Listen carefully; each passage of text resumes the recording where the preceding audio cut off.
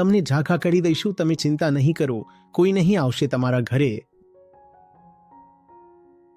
આચાર્યજી, ક્યારેક ક્યારેક જે લોકો લડી રહ્યા હોય છે ધર્મના નામે, તો થોડું બાળકો જેવું પણ લાગે છે કે તમે મને કેવી રીતે ચીડાવ્યો, તમે મને કેવી રીતે ચીડવી દીધો.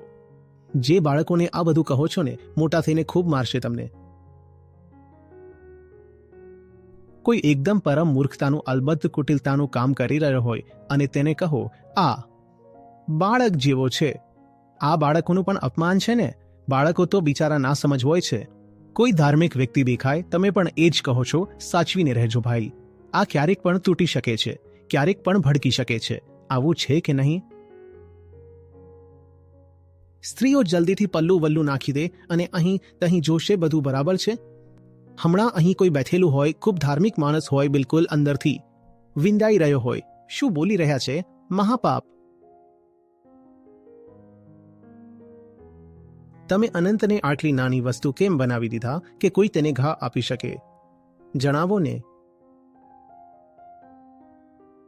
આકાશ પર ઈજા થઈ શકે? મારો ગોળી આકાશને, થશે ઈજા, થૂંકો આકાશ પર. આકાશ ગંદુ થઈ જશે, જેમાં ઓગળી શકાય છે, જેમાં લીન થઈ શકાય છે. ધર્મને કોઈ નાની વસ્તુ બનાવી દેશો. તેની સાથે રિવાજ, પરંપરા, કિસ્સા કહાનીઓ, આચરણ, અનુશાસન, આ બધું જોડી દેશો, તો પછી ધર્મનો મતલબ જ થઈ જશે અસુરક્ષા અને પછી હિંસા.